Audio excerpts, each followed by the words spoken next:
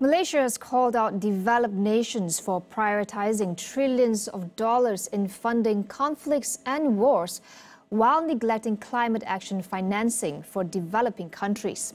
In his address at the 29th United Nations Climate Change Conference, Natural Resources and Environmental Sustainability Minister Nazmi Ahmad urges these nations to show greater urgency in addressing this pressing issue.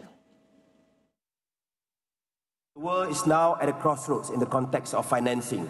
Although mandates and resources are available, there continues to be divergences in the common understanding of pooling and mobilizing climate finance. It is galling to see how developed countries spend trillions of dollars to fuel war and conflict, while the global south is denied more funding for climate action.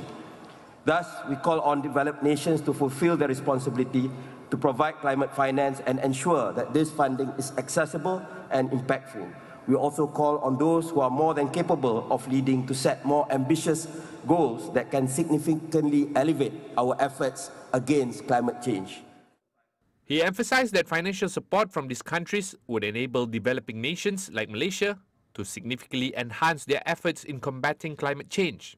This includes preparing Malaysia's efforts to reduce greenhouse gas emission intensity without conditions. He reaffirmed that Malaysia is on track to meet its commitments and vision outlined in the Paris Agreement by 2026. COP29, which runs until November 22nd, is expected to finalize mechanisms and financial frameworks for climate financing, ensuring that developing nations have the necessary resources to undertake mitigation projects and address the impacts of climate change.